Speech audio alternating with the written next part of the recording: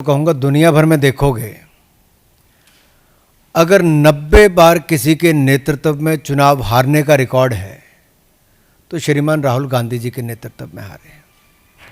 और पार्टी के अंदर भी राहुल गांधी जी के नेतृत्व पर सवाल खड़े होते हैं।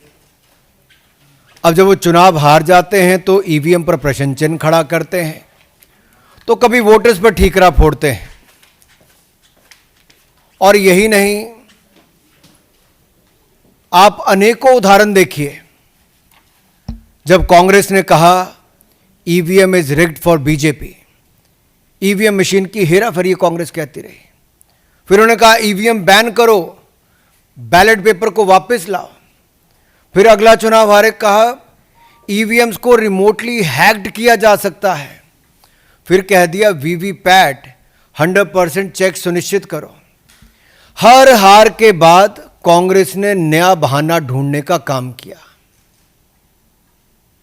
आत्मचिंतन, आत्मनिरीक्षण कांग्रेस ने नहीं किया, लेकिन आरोप ईवीएम इलेक्शन कमीशन से लेके संवैधानिक संस्थाओं पे बार बार लगाते रहे।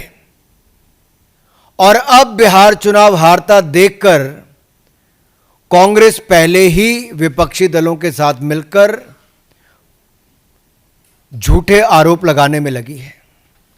कल कुछ कांग्रेस के लोग कह रहे थे राहुल गांधी जी और विपक्ष के नेताओं ने बवंडर खड़ा किया। अरे भाई, बवंडर नहीं बलंडर है, और मैं बताने वाला हूं कैसे। जितने आरोप आज तक लगाए, मैं राहुल जी को यही कहूंगा, धूल चेहरे पर थी पर आप आईना साफ करते रहे। 1957 में बूथ कैप्चरिंग करके कांग्रेस ने काम किया। 1967 में कांग्रेस ने जेएंडके में, जम्मू कश्मीर में पूरी तरह से, एक तरह से रिगिंग करके विरोधियों के नॉमिनेशन तक खत्म करवा के ये सब कार्य कर दिए। और सरदार पटेल पे तो आज मैं क्या कहूं, वो तो कांग्रेस ने अंदर ही अंदर उनके साथ जो किया, नहीं तो सरदार पटेल शायद पहले प्रधानमंत्री होते। तो रिगिंग पार्टी के अंदर भी और देश के चुनाव में भी कांग्रेस की करने की आदत रही है। और जस्टिस सिन्हा ने जो इंदिरा गांधी जी को 2 अकाउंट्स पे गिल्टी किया था, वो आप देखिए इलेक्टोरल माल प्रैक्टिस के लिए किया था।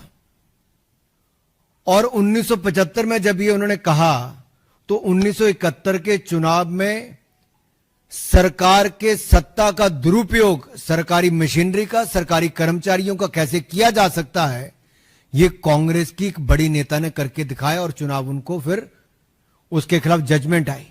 देश को बाद में आपातकाल झेलना पड़ा। 1987 में नेशनल कॉन्फ्रेंस के साथ मिलकर लार्ज स्केल रिगिंग कांग्रेस ने की। और राइट साइड पे देखिए, कीर्ति जाट जी ने कहा कि पोलिंग बूथ लूटने का काम उनके और उनके पिताजी के लिए और कांग्रेस के नेताओं के लिए उस समय की कांग्रेस ने किया था। ये एक नहीं, ऐसे अनेक उदाहरण हैं। और इस परिवार और पार्टी का शुरू से ये रहा है कि चुनाव हारते हो तो वोटर पे ठीकरा फोड़ दो, या इलेक्शन कमीशन पे ठीकरा फोड़ दो, या इलेक्शन कमीशन के नियमों पर, कार्यप्रणाली पर प्रश्न चिन्ह खड़ा कर दो।